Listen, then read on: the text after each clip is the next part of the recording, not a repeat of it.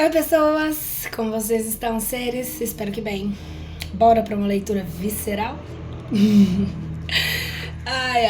Vamos ler o capítulo 7 do livro de Anatomia Humana, onde fala sobre as vísceras.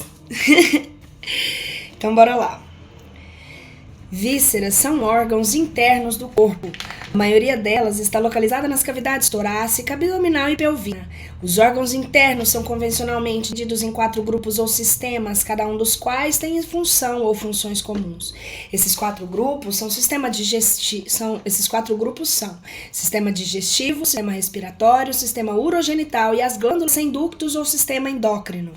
Algumas das vísceras são glândulas, ou seja, agrupamento de células secretoras especializadas. Essas glândulas apresentam diferentes tamanhos e formas, e elas são exócrinas ou endócrinas.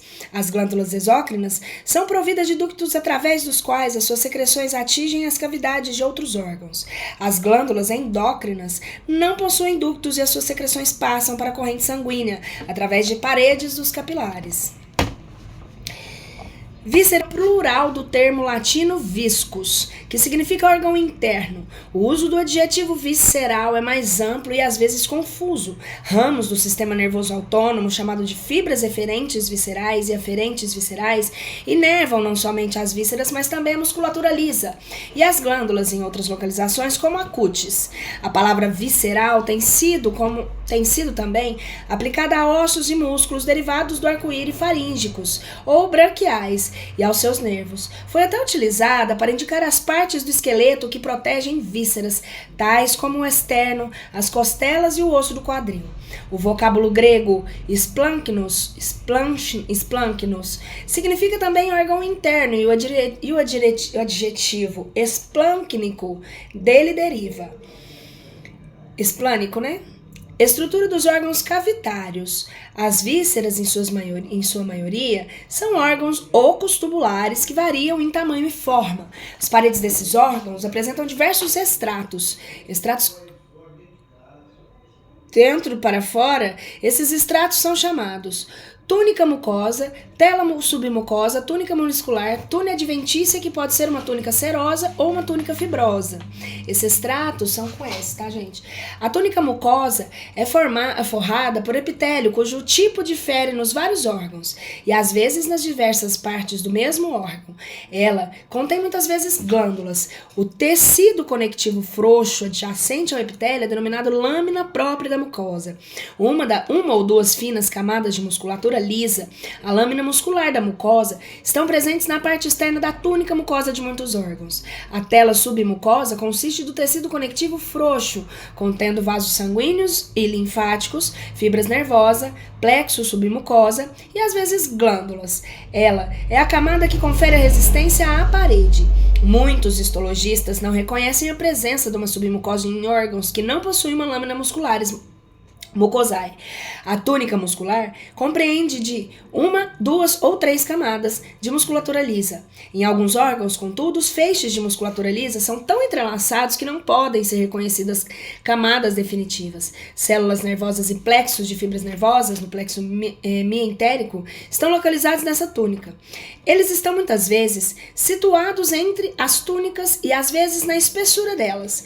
A túnica adventícia é a externa de tecido conectivo de muitos órgãos tubulares. Outros órgãos possuem uma túnica serosa, como a mais externa, que é lisa deslizante e que está revestida por uma camada de células mesoteliais. Outros órgãos ainda são parcialmente recobertos por uma túnica fibrosa, parcialmente por uma túnica serosa. Nomes especiais são dados à túnica serosa associada a certos órgãos ou em determinadas localizações. A que cobre os pulmões é chamada pleura. A que cobre o coração é chamado pericárdio. E a que reveste muitos órgãos abdominais e pelvinos é o peritoneu. Sistema digestivo. O sistema digestivo está adaptado para a ingestão e mastigação de alimentos, secreção de substâncias que produzem alterações e assimilação de substâncias nutritivas e eliminação de resíduos. O sistema digestivo consiste de um tubo oco que se estende dos lábios ao ânus e de várias glândulas cujas secreções são lançadas no lume do tubo em questão e que auxiliam no processo da digestão. O tubo oco apresenta 3 porções sucessivas: a boca, faríngeo, canal alimentar. Este é formado pela ordem do esôfago, estômago, intestino delgado e grosso. As glândulas que pertencem ao sistema digestivo são salivares, o fígado e o pâncreas. As glândulas salivares compreendem as parótidas submandibulares e sublinguais, todas as bilaterais e muitas menores, tais como as labiais, bucais e linguais, localizadas na túnica mucosa da boca.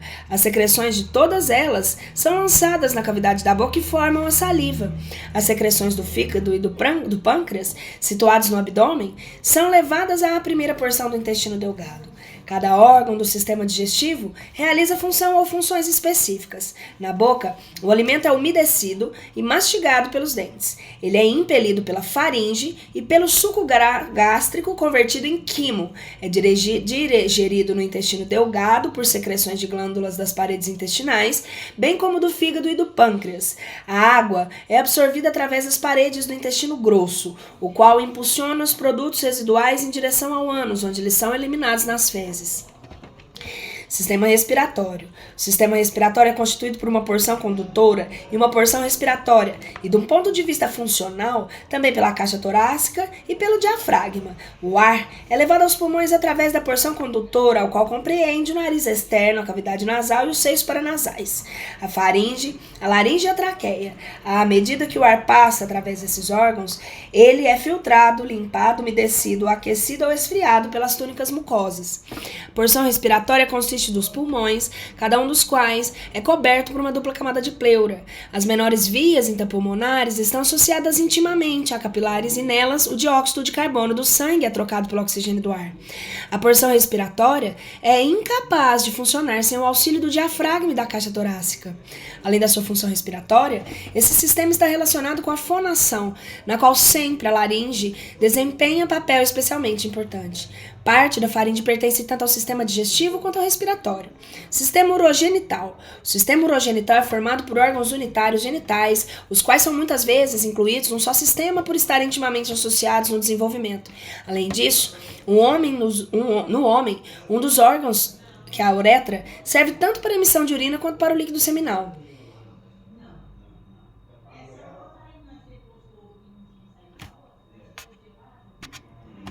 Os órgãos urinários compreendem os rins direito e esquerdo e os uréteres direito e esquerdo, a bexiga urinária e a uretra. Os rins são os mais importantes de todos os órgãos excretores. São responsáveis pela manutenção e equilíbrio iônico do sangue e pela eliminação de produtos residuais do sangue que se tornariam nocivos se fosse permitida a acumulação no corpo.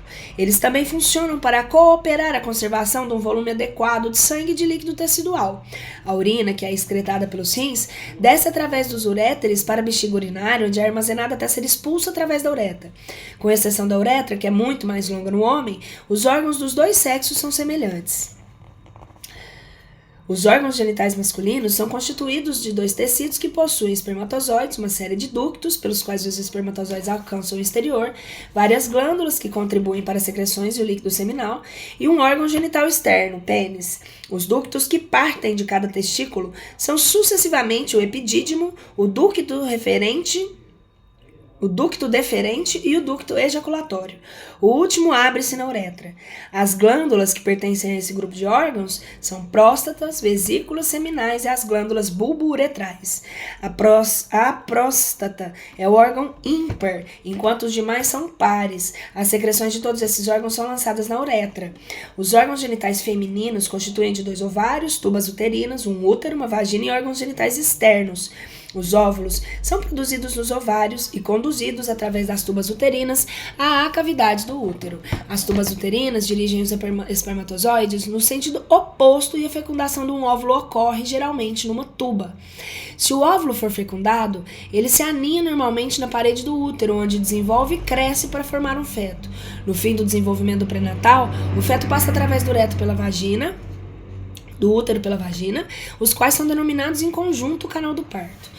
Glândulas sem ductos. As glândulas sem ductos ou endócrinas possuem dois caracteres principais. Suas secreções não saem das glândulas por meio de ductos, mas passam diretamente para a corrente sanguínea, pela qual são levadas todas as partes do corpo. Suas secreções contêm substâncias químicas, denominadas hormônios, os quais desempenham um papel muito importante na reprodução, no crescimento e no metabolismo.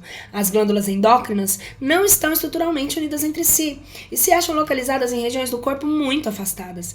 Algumas compreendem órgãos inteiros, como a hipófise e a glândula tireoide. Outras, como as ilhotas pancreáticas e as células intersticiais do testículo, não são entidades anatômicas distintas, mas consistem de agrupamentos celulares localizados em outros órgãos do corpo. As glândulas endócrinas apresentam acentuadas diferenças na estrutura, na função e no modo de desenvolvimento. As glândulas endócrinas e os hormônios mais completamente conhecidos com elas associados estão discriminados no quadro 6, que é o que está aqui do lado. Posso ler ele para vocês depois. Além destes, alguns outros órgãos são, às vezes, classificados como endócrinos por secretarem substâncias semelhantes às glândulas sem ductos. Esses órgãos são rim, fígado e estômago. Outros órgãos, ainda como o corpo pineal e o timo, são frequentemente incluídos nas suas funções endócrinas e não foram estabelecidas. Hormônios. Um hormônio é a substância química secretada por células especializadas numa restrita parte do corpo e que, quando transportada, geralmente pela circulação a outra parte do corpo, pode exibir um alto grau de especificidade na regulação do nível de atividade das células e na integração da sua atividade com outras partes do organismo. A palavra hormônio é derivada do termo grego hormanen, que significa em movimento ou incitar. Alguns hormônios, como secretados pelo lobo anterior da hipófise, são chamados trópicos ou tróficos. Por exemplo, tireotrópico e gonadotrópico, porque eles influenciam em outros órgãos. Hormônios trópicos regulam os estados funcionais de outras glândulas. Os hormônios trópicos regulam os estados funcionais de outras glândulas endócrinas e controlam direto ou indiretamente uma grande variedade de respostas fisiológicas. Os órgãos primariamente afetados por eles são muitas vezes chamados de órgãos-alvos. A resposta qualitativa e quantitativa dos alvos e todos os órgãos a hormônios é influenciada por fatores genéricos e por outros fatores como raça, idade, estação, temperatura, dieta e estado de doença.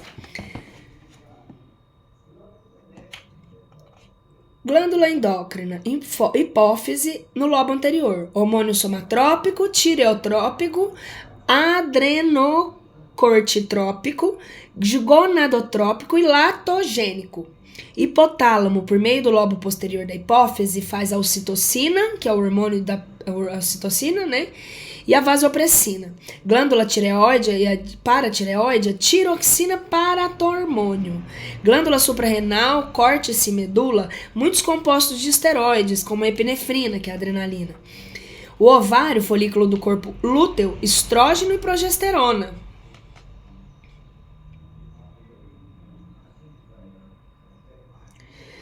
Testículos são células intersticiais a testosterona. Pâncreas, insulina e glucagônio, duodeno, que é a mucosa, pâncreas e as ilhotas, né? Insulina e glucagônio, duodeno, que é as mucosa, né? Colecistocinina, enterogastrônio, secretina. Na placenta, os hormônios são gonadotropina e coriônica, estrógeno e progesterona. Sob certas condições, hormônios podem apresentar certas interações recíprocas. Por exemplo, hormônio adrenocorticotrópico, secretado pelo lobo anterior da hipófise, excita o córtice da glândula suprarrenal. Para tal estímulo excessivo... Perdi aqui, gente, desculpa. Vou voltar à frase.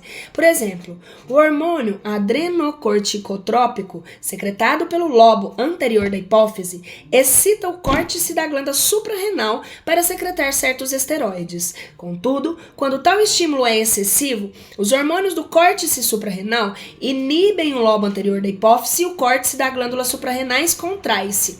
Ainda, as gonadotropinas do lobo anterior da hipófise são necessárias para o funcionamento normal do ovário e do testículo. A remoção das gônadas e reciprocamente reciprocamente influencia a hipófise e as glândulas suprarrenais.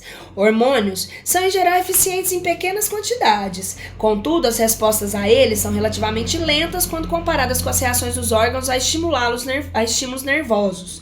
As estruturas químicas de numerosos hormônios são conhecidas, mas o mecanismo exato por meio do qual eles produzem seus efeitos ainda está para ser estabelecido.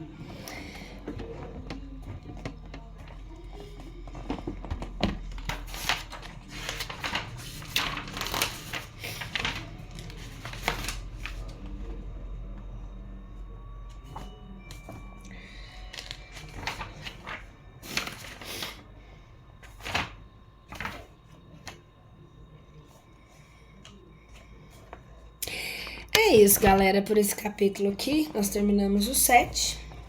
Se você gostou, curte, compartilha, passa pra galera aí. Pode ajudar alguém.